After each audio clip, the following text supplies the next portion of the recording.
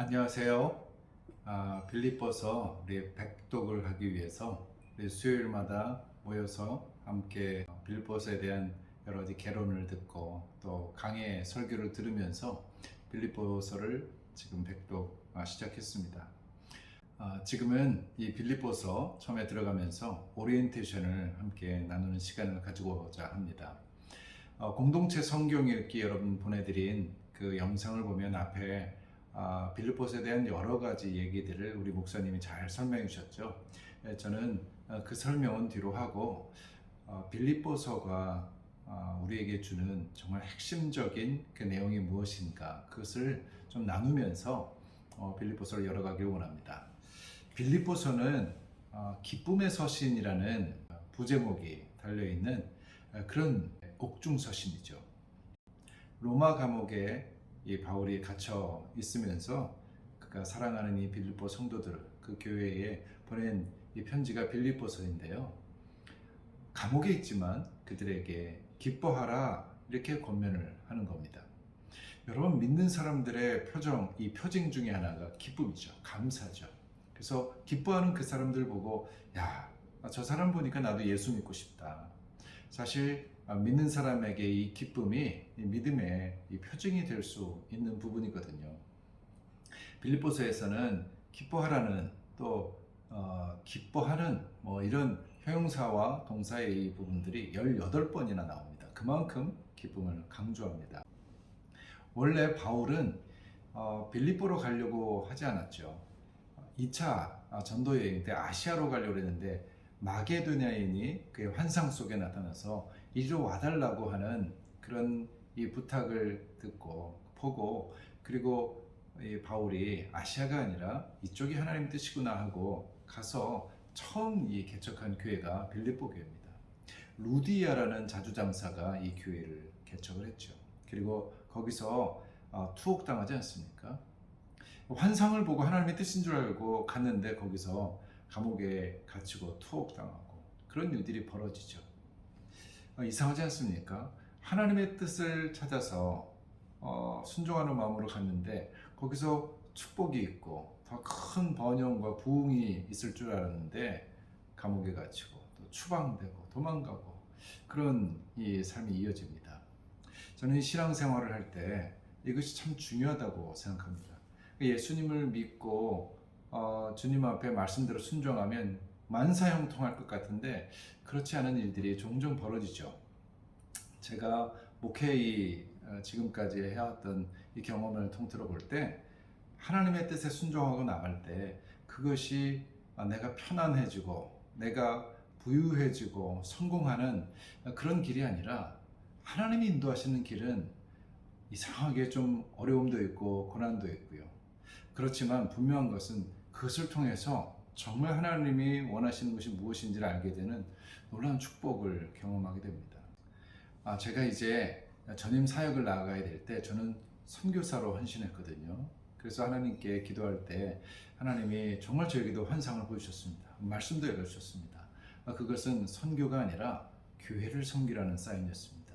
그래서 정말 분명한 환상과 계시를 저도 보고 그곳으로 갔는데 거기서 전임 사역을 섬기는 동안 정말 많은 어려움들이 있었습니다. 그것은 저의 부족함이 다 드러나는 그런 시간이기도 했고 또 그곳에서 하나님이 저를 훈련시키느라고 어떻게 목사님을 섬기는지 그리고 제가 전통적인 교회를 참 힘들어했는데 완전히 전통적인 교회 정말 보수적이고 꽉 막혔다고 했던 그런 교회에 제가 가면서 제가 얼마나 부족했는지 또 하나님께서 그런 부분들을 얼마나 깨뜨리길 원하셨는지 결국은 힘들었지만 그 과정을 통해서 하나님이 저에게 놀라운 가르침과 교훈을 주시고 또 제가 지금까지 많은 사람들을 포용할 수 있는 그런 믿음의 성숙함을 그곳에서 맛볼 수 있었습니다.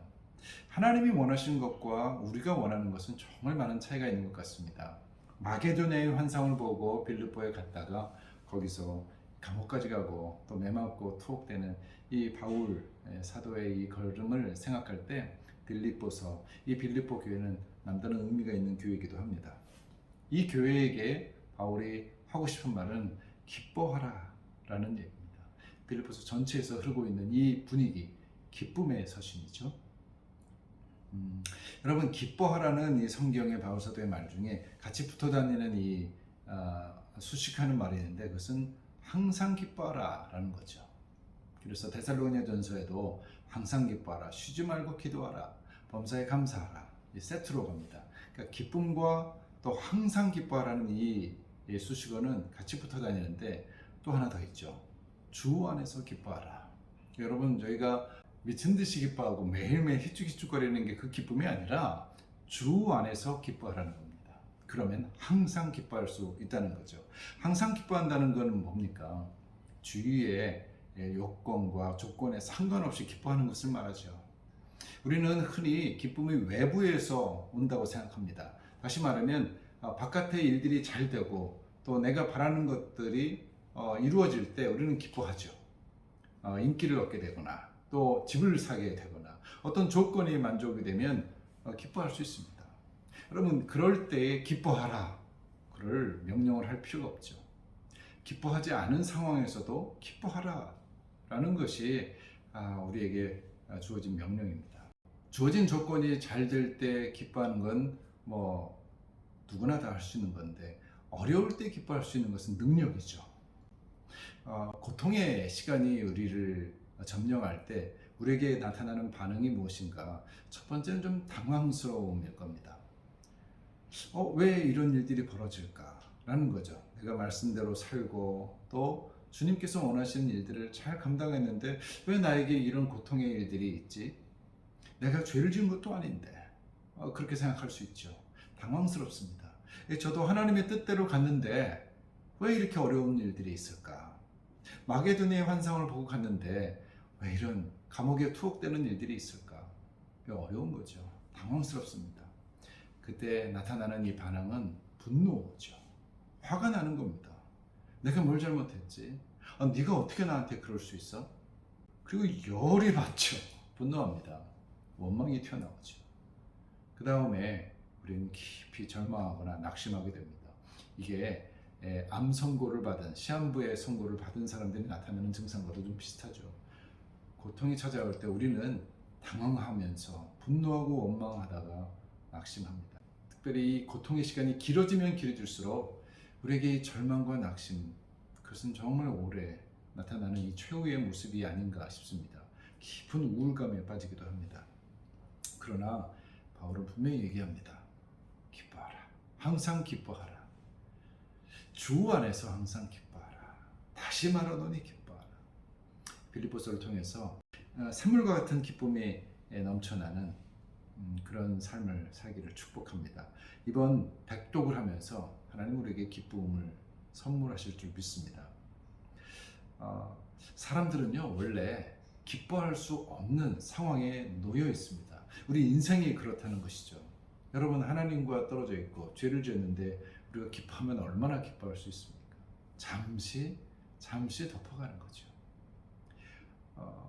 원가지에서 떨어진 꽃은요, 이제 곧 죽습니다. 활짝 핀 것 같지만 그 안에는 생명이 이미 끊어졌지 않습니까?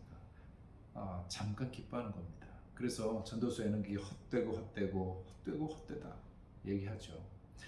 그러나 주님께 연결되어 있는 사람들이 가지고 있는 그 기쁨을 우리는 빌립보서에서 읽을 수 있습니다. 하나님께서 우리의 그 인생이 고통스럽다는 사실을 이미 알고 계십니다. 그 원가지에서 떨어졌기 때문에 우리 인생은 어차피 힘들고 고생스럽죠. 그런데 주님께서 얘기합니다. 주 안에서 기뻐하라. 성령께서 분명히 우리에게 주시는 것은 기뻐할 수 있다라는 겁니다. 어떻게 해요? 그 방법을 찾는다면 우리 빌립보서 2장 5절 6절에 나와 있는 그리스도의 자기 비움, 그거 아니겠습니까? 제가 한번 읽어드리겠습니다. 빌립보서 2장 5절 6절이죠. 너희 안에 이 마음을 품으라. 곧 그리스도 예수의 마음이니 그는 근본 하나님의 본체시나 하나님과 동등됨을 취할 것으로 여기지 아니하시고 오히려 자기를 비워 종의 형체를 가지사 사람들과 같이 되셨고. 빌립보서 2장의 그리스도의 낮아짐, 이것은 정말 유명한 구절이죠. 자기를 비웠다. 내가 기뻐할 수 있는 것은 하나님 안에서 자기를 비우는 거죠. 그러니까 나 중심이 아니라 하나님 중심으로 설 때 우리는 기쁨을 얻을 수 있습니다. 나를 비우고 무엇으로요? 성령으로 채우는 거죠. 불교에서는 명상을 하고 묵상을 하면서 뭡니까? 나를 비워버립니다. 근데 성경에서는 자기를 비우는 것으로 끝나면 위험하다고 합니다. 7 귀신이나 더 들어온다고 하지 않습니까? 그래서 나를 비우는 것이 아니라 성령으로 채우는 거죠. 성령으로 채울 때에 하나님께서 우리에게 놀라운 기쁨을 허락하십니다. 이사야서 61장 1절, 2절, 3절 말씀을 제가 읽겠습니다.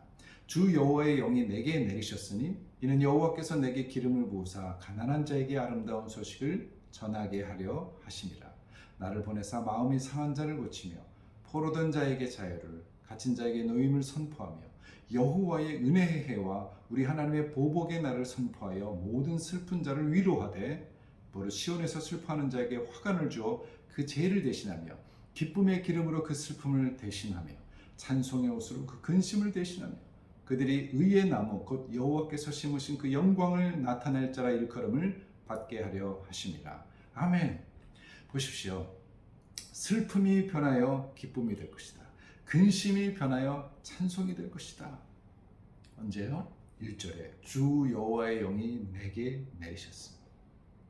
여러분, 나를 비우고 여호와의 영, 하나님의 영, 성령님께서 내 안에 들어오시면, 성령님으로 채워주면 여러분 슬픔이 변해서 기쁨의 관을 쓴다고 합니다. 가난한 자에게 복음이 선포됩니다. 눌린 자가 자유를 얻게 됩니다. 그러므로 기쁨은 어떻게 얻을 수 있는가? 주 안에서 얻을 수 있습니다. 주 밖에 있는 것은요, 외부적인 조건에 있는 이 기쁨은 잠시 잠깐 허황된 기쁨으로 끝나는 경우가 많습니다. 하하 웃고 끝나죠. 그러나 성령, 주의 영이 내게 임하시면 엄청난 참다운 기쁨을 누릴 수 있죠. 제가 중학교 3학년 때 그 성령을 체험할 때 일주일 동안 그 기뻤던 그 기억 때문에 사실은 저는 이 자리에 서 있습니다. 하나님이 주시는 그 기쁨은 이 세상의 차원하고 다릅니다.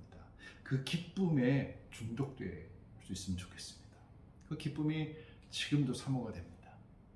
하나님이 내 안에 일하시는 그 능력, 그것으로 우리가 인생을 살아갈 수 있으면 좋겠습니다. 이 빌립보서 100독을 통해서 우리는 그 기쁨이 무엇인지 경험할 수 있을 것 같습니다. 이를 위해서 빌립보서 그 뒤에서는 기도하라, 간구하라, 아무것도 염려하지 말고 구할 것을 감사함으로 하나님께 아뢰라고 얘기합니다. 나를 비우고 성령으로 채우되 그 성령 충만을 위해서 항상 쉬지 말고 기도하는 것. 여러분, 우리 빌립보서를 통해서 우리가 이 기쁨의 잔치에 참여하고 그것을 경험하는 그런 복된 시간이 되길 바라고 축복합니다. 여러분, 함께 우리 두바이 비전교회 빌립보서 100독합시다. 하나님의 은혜가 저와 여러분에게 함께 하시기를 축복합니다.